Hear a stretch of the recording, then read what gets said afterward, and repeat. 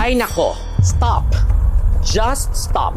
Hindi tama sabihin mo kay VP Sara Duterte na prepare to be the only person to be impeached twice. Sinabi na ng Supreme Court, the impeachment of Sara Duterte was void ab initio. Void from the very start.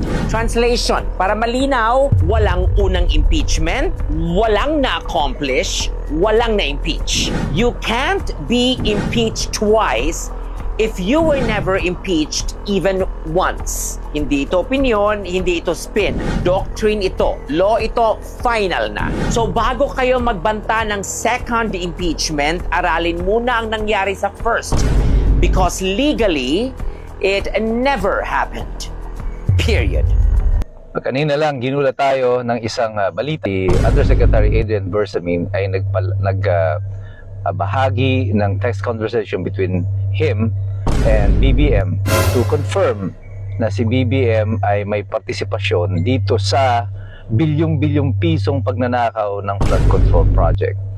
Ano ang implikasyon nito at bakit ito nangyayari sa kasalukuyan? Naglabas ng statement ang yung ACT teacher representative, party list representative si Congressman Tino na di umano ay ipinakita sa kanya ni Congressman Leviste yung palitan ng text messages between Undersecretary Adrian Bersamin at saka si Pangulong Marcos na kinukumpirma ang mga transaksyon ukol sa pagde-deliver ng mga bilyong-bilyong pisong kickback na nagmula sa mga flood control projects.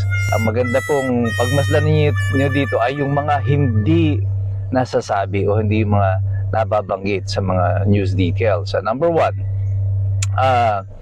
ang tanong dyan ng iba, kung totoong hawak ni Congressman Leviste ang affidavit na ito ni Adrian Bersamin na nagsasabi na may partisipasyon nga si BBM, bakit hindi siya ang naglabas nito? Bakit sina Congressman Tino?